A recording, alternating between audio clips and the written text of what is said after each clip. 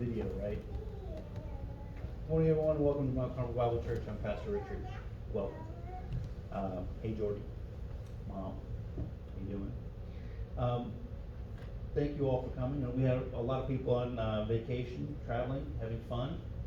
And I'm sure they're all thinking about us when they're on the beach in the sun. Probably not, right? That's okay. All right, so kind of last week we talked about giving ourselves to the Lord and listening to the Lord, and this kind of goes along with that.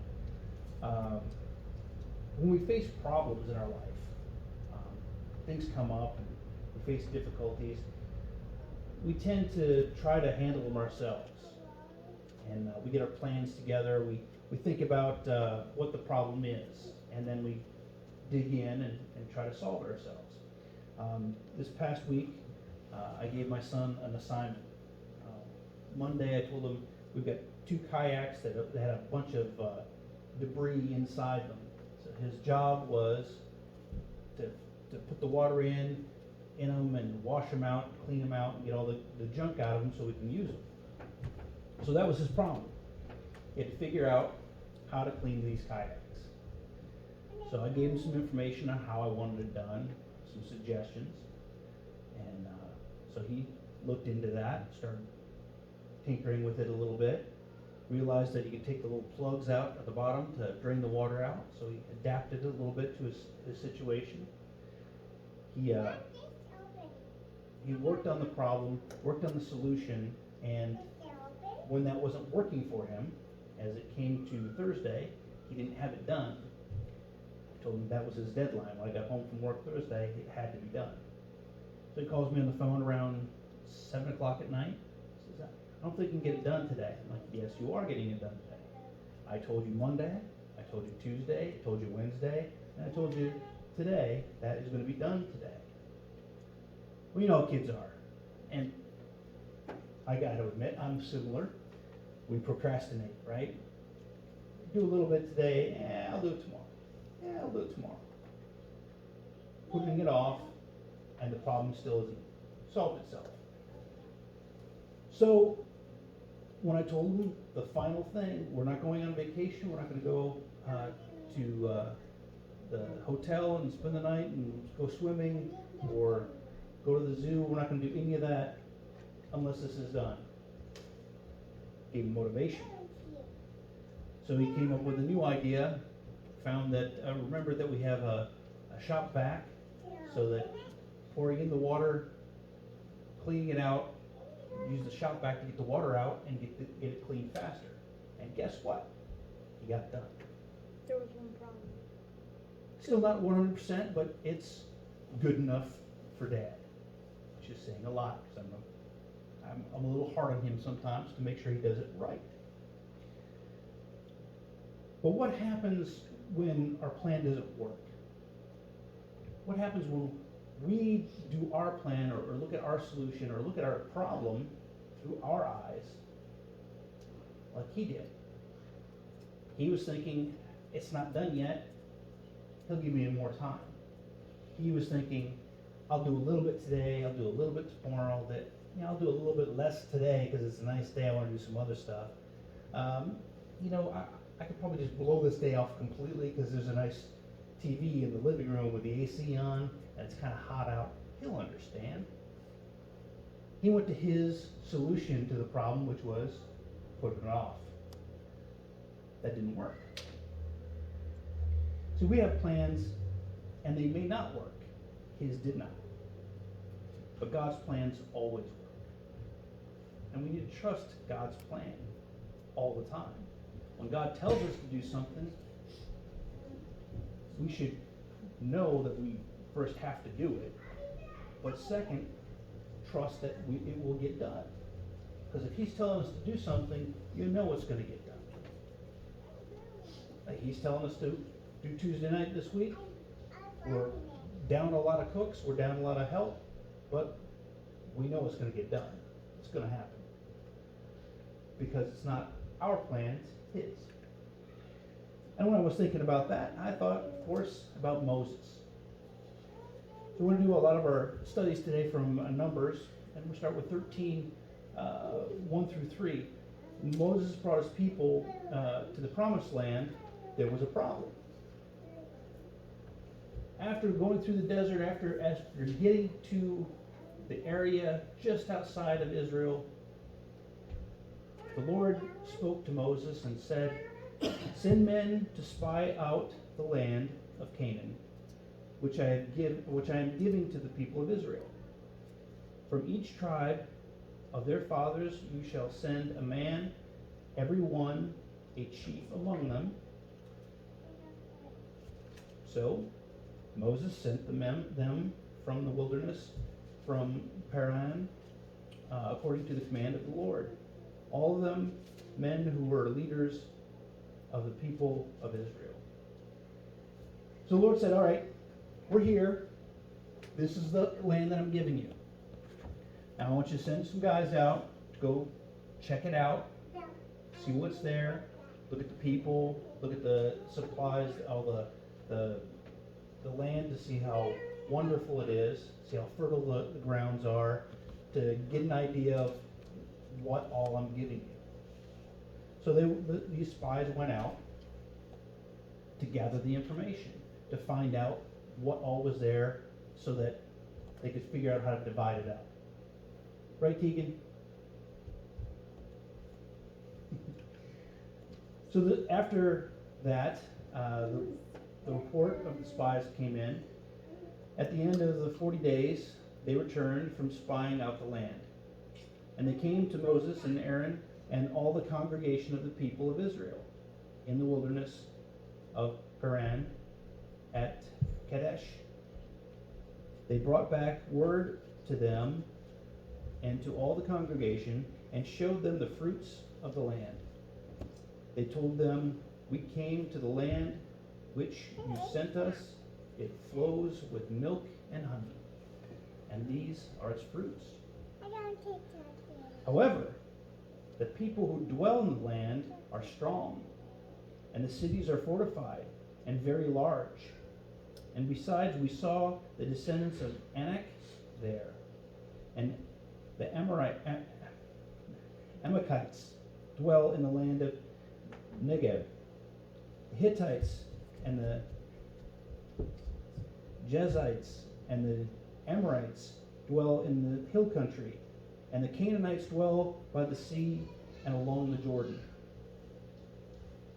But Caleb quieted the people before Moses and said, "Let us go up at once and occupy it, for we are well able to overcome it." And then the men who had gone up with him said, "We are not able to go up against these people, for they are stronger than we are." That's from Numbers 13:25 through 31. The spies came back. They said, "Okay, we checked out the land. It's rich land. There's lots of resources there. There's plenty of food, wonderful vegetation. We got all the stuff that we could ever want, ever need. This is truly the land that God has promised us. But these are big cities, big people, fortified cities, well armed. We can't take them." They lack faith. The Lord who freed them from Egypt, the Lord who parted the sea so they could escape Egypt, the Lord who fed them in the desert, the Lord who guided them with a pillar of fire at night and a pillar of cloud during the day, showed them the way every day. They didn't believe they could handle this takeover. So they were frightened. They were afraid. Like, these guys, they're just going to wipe us out. They didn't want to go in and occupy the land the Lord was giving them. They researched the solution. They gathered information about the area, but they did not believe. did not believe the Lord brought them here for this reason. So the people rebelled. Then all the congregation raised a loud cry, and the people wept that night. And all the people of Israel grumbled against Moses and Aaron. The whole congregation said to them, "Would that we had died in the land of Egypt, or would that we die in the wilderness? Why is the Lord bringing us unto this land to fall by the sword? Our wives and our little ones will become a prey. Would it not be better for us to go back to Egypt?" And they said to one another, "Let us choose a leader and go back to Egypt." Numbers 14, 1 through 4. They were ready to give up. The Lord did all this for us, but this looks like it's going to be too hard. We left Egypt. Plagues were there.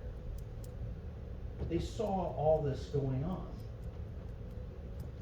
They were led by God Himself to this place. And they're not sure they can do this. Truth is, they couldn't do this. They couldn't do this. God could. God was ready to just, here you go. He had a plan already in place. If He says they're going to leave, they're going to leave. If He says this is your land, this is your land. There's no question. There's no doubt. The people doubted. They lost sight of who they were following. They lost sight of who brought them there. And they were ready to attack Moses and Aaron, stone them, and leave. Go back to bondage of Israel, or of Egypt. Then all of the congregation said to stone them with stones. But the glory of the Lord appeared at the tent of the meeting to all the people of Israel. And the Lord said to Moses, "How long will these people despise me? And how long will they not believe in me, in spite of all the signs that they have done among them, or that I have done among them? I will strike them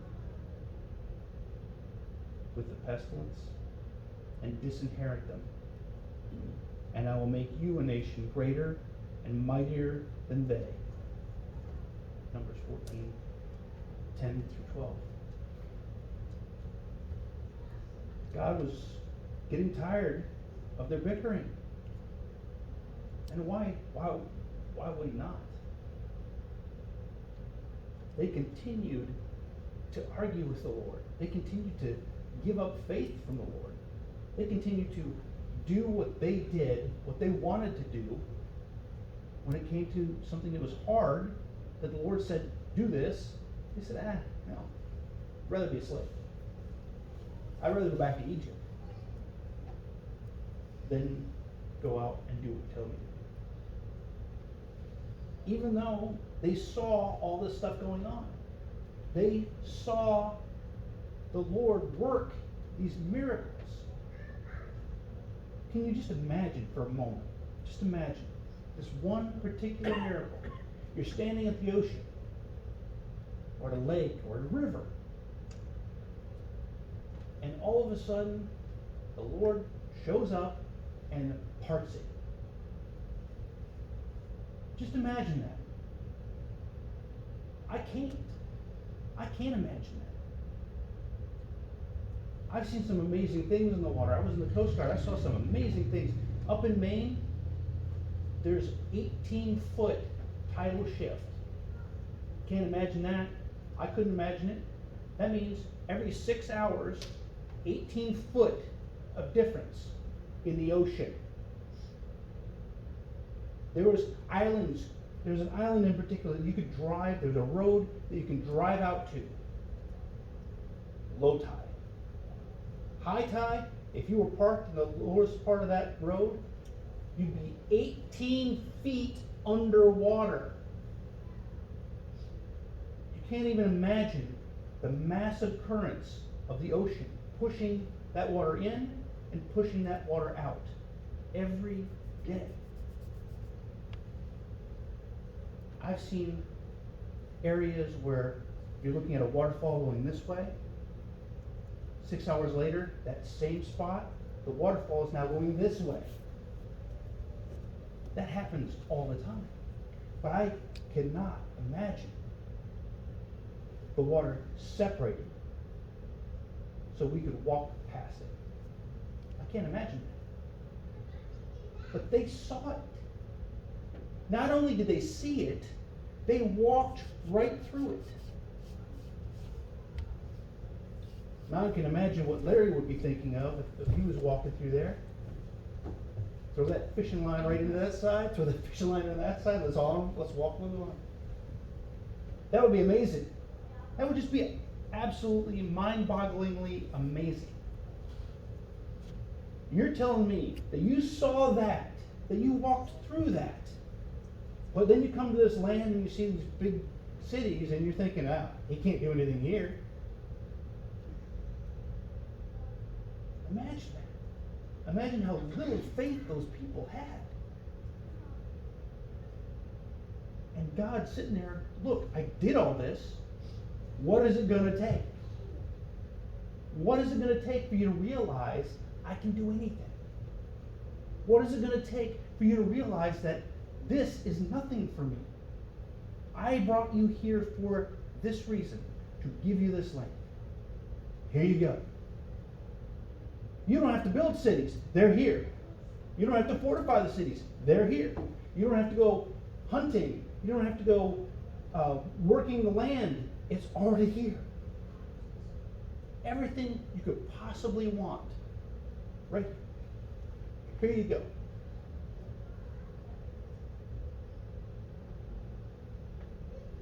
Moses knew.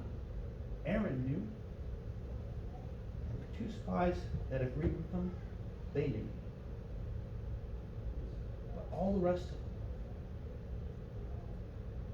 can you imagine? All the rest of them said, no, not only do I not believe that we're going to take this land, not only do I not believe that God has brought us here for our benefit, but I want to go back to where we were, where we were abused, where we were forced into labor, where we were slaves. Boggles my mind. And after God said to them, I'm about to disinherit you. We're done. After all that, I'm going to wipe you out. Moses, Aaron, you guys are going to be good. I'm going to raise you up into a new nation. You believed in me. You trusted in me. I'm going to take care of you. Moses stood up to the Lord. In Numbers 14, 17 through 19. And now, please let the power of the Lord be great, as you have promised, saying, the Lord is slow to anger and abundant in steadfast love, forgiving the iniquities and transgressions, but he will by no means clear the guilty, visiting the iniquities of the fathers on the children to the third and fourth generation. Please pardon the iniquities of these people according to the greatness of your steadfast love,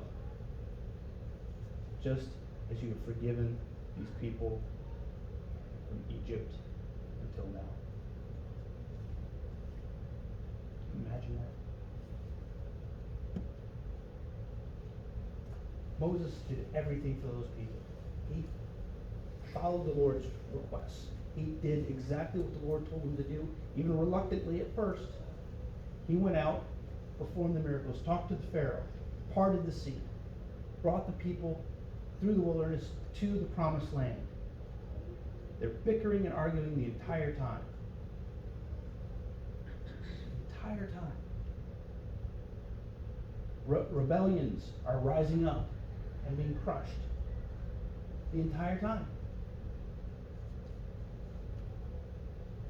And just at this moment, when the Lord says, you know what, I'm done with them, Moses says, wait a minute, God, please. Please. Your steadfast love has to show through. We know your love. We know your forgiveness. We know what you've done. We know you've forgiven these people from Egypt to now. Please continue. They'll get it someday. They'll understand. We love you, Lord. Moses interceded with God for his people. That's amazing. Fast forward a little bit. There was somebody else who interceded for our lack of faith, for our iniquities, for our disbelief. And he paid the price for it. Of course, we're talking about Jesus.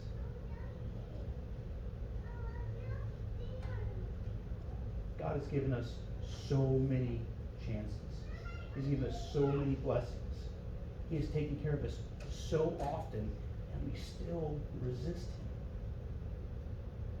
him. Even Christians, we still let our minds wander, fill ourselves with disbelief. We still miss the point. The point is, God's got the plan. He knows what the end is. He has it all worked out. All we have to do is trust it. Because he loves us. He has the best intentions for us. He has the best plan for us. It may not be the plan that we want.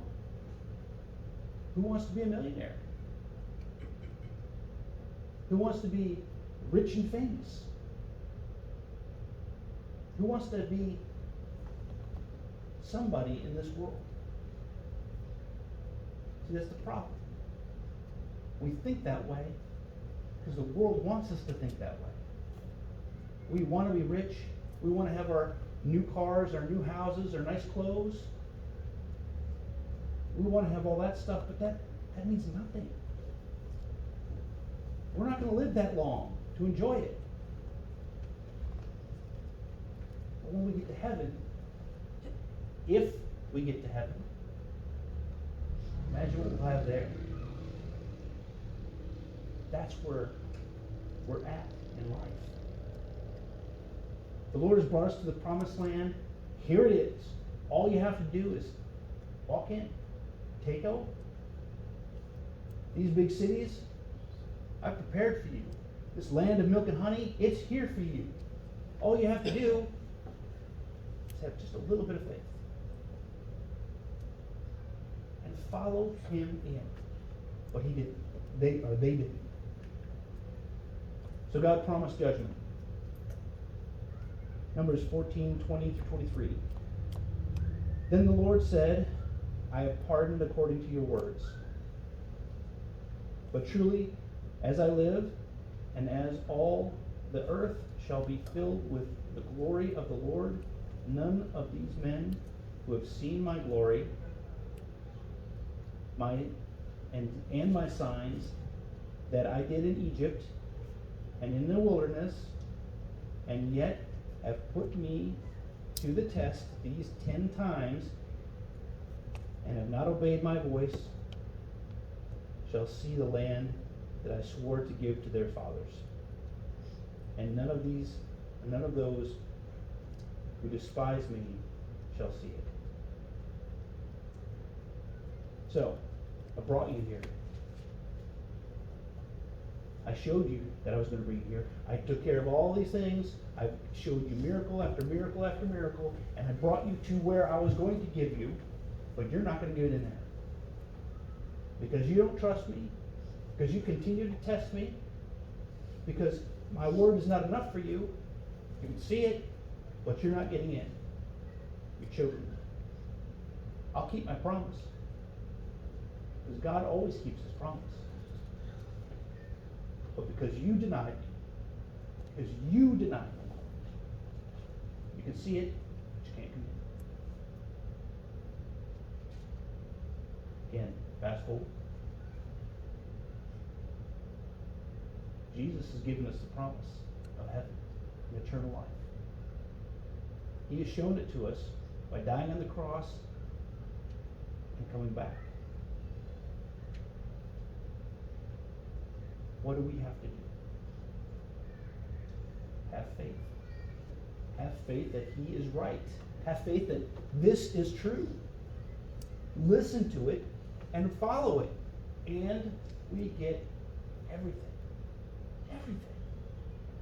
We get the land that's promised to us. If we don't get that land. And of course, I'm talking about heaven.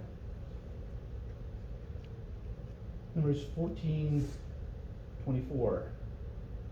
But my servant Caleb, because he has a different spirit, and his followed me fully, I will bring unto the land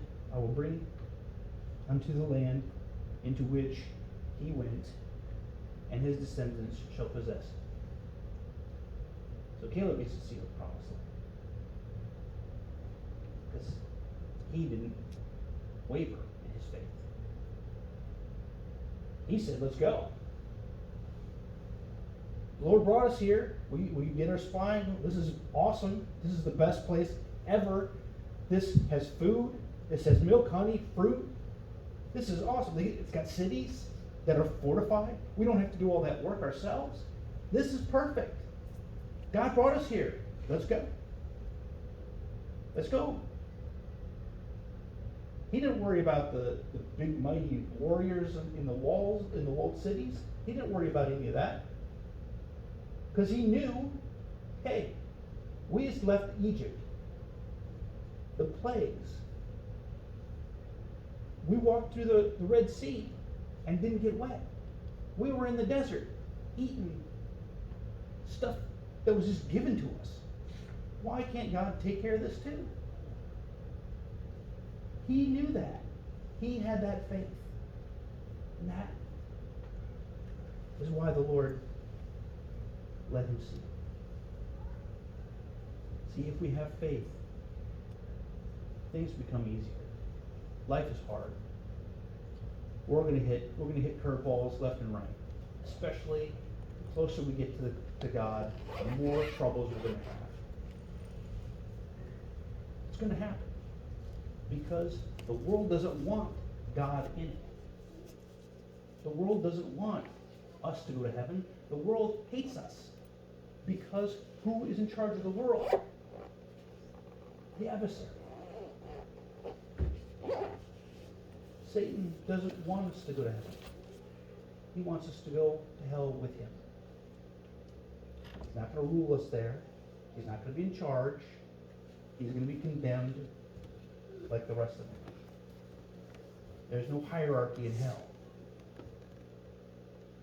We can be in heaven with the Lord if we choose it. Take this to heart. The Lord has everything planned out. Everything for our lives. Sure, our cars may break down. Sure, the cost of food keeps going up. Sure, the cost of gas keeps going up. Sure, the government is taking more and more of our rights away and all of that. Who cares?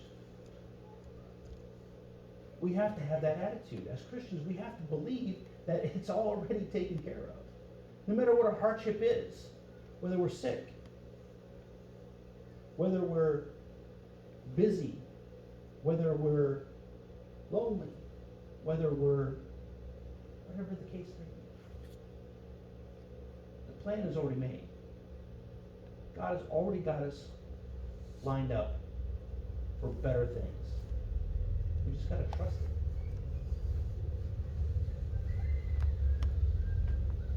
He's God. He created everything. And He loves us. He loves us so much that He sent His Son to intercede for us. He sent His Son to show us how much He loves us. If He loves us that much, you think He's going to leave us in the lurch? Do you think He's going to lead us to the sword? No. He's going to lead us to His glory. Because surely He can take care of us.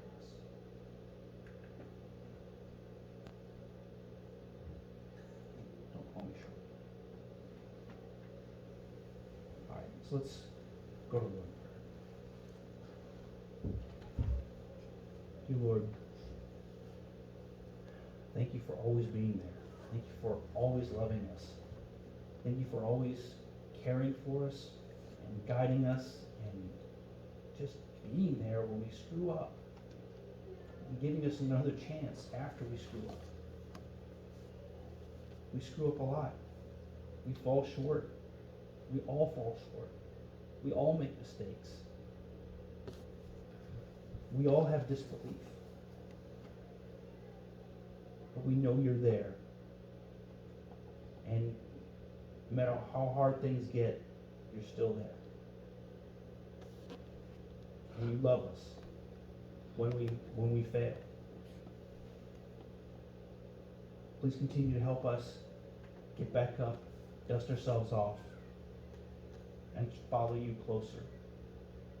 Bring us closer to You, Lord, so that we can meet in heaven. So that Your Son, when we stand before Him and we're judged, help us to be ready for that. So we can be welcomed into Your home.